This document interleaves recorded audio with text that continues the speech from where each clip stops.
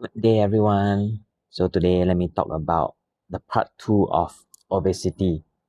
I was talking about the five wrong ways of losing weight, right? And I'm pretty sure most of us have heard of this theory called a calorie in and calorie out.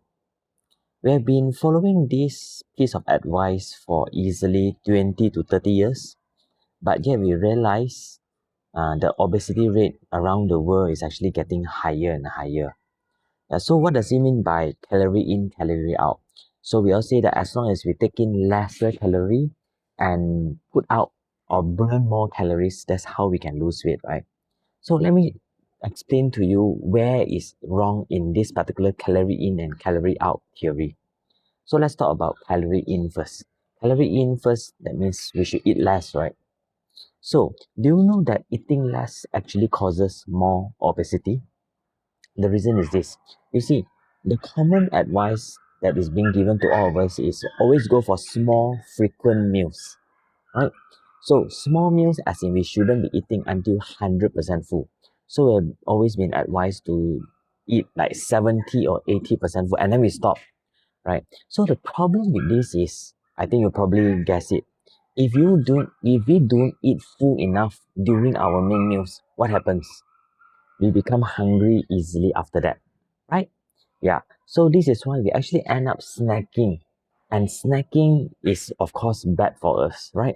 So look at our ancestors. They don't really snack, right?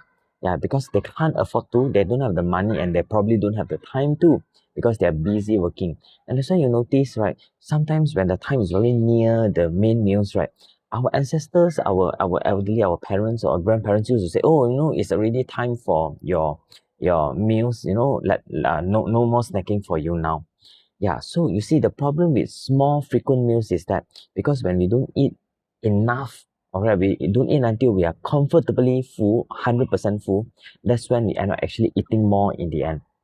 So that is where it's wrong with this uh calorie in theory where we are supposed to take less. Actually, when you take less, that's actually making it worse. Now, calorie out, that means we're talking about burning. So a lot of people say you have to move more, right, in order to actually lose weight. But actual fact is not really so. To me, exercise is good. That's actually to tone up your muscles and yes, it's actually creating a bigger reservoir for our body to burn sugar.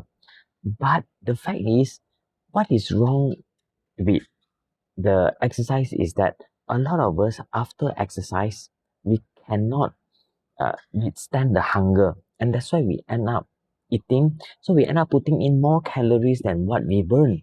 I'm pretty sure most of us have already seen some people, right? The more they exercise, the fatter they become. So this is the reality. Yeah, so this is why the calorie out theory also doesn't really work.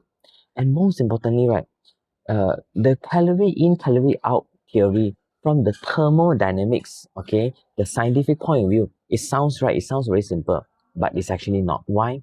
Because we know there are many different types of calories. We have calories from carbohydrates, calories from protein, calories from fats, and they are all different because our body reacts differently to the three different types of calories. And that's why the simple calorie in and calorie out theory doesn't really work.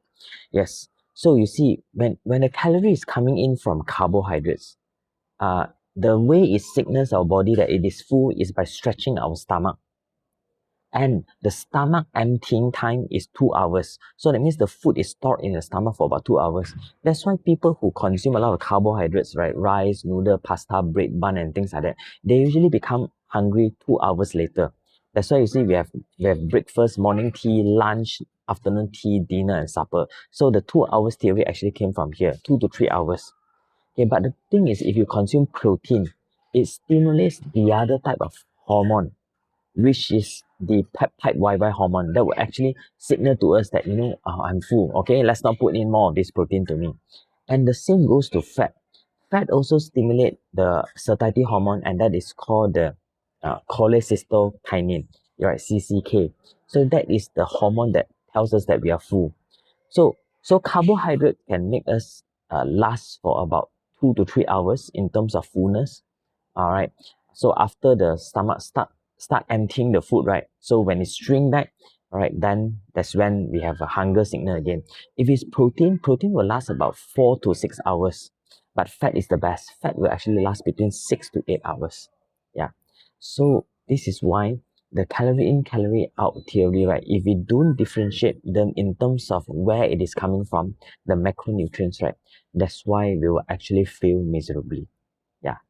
So that's about it. This is the part 2 for the obesity. Stay tuned for part 3. Thank you.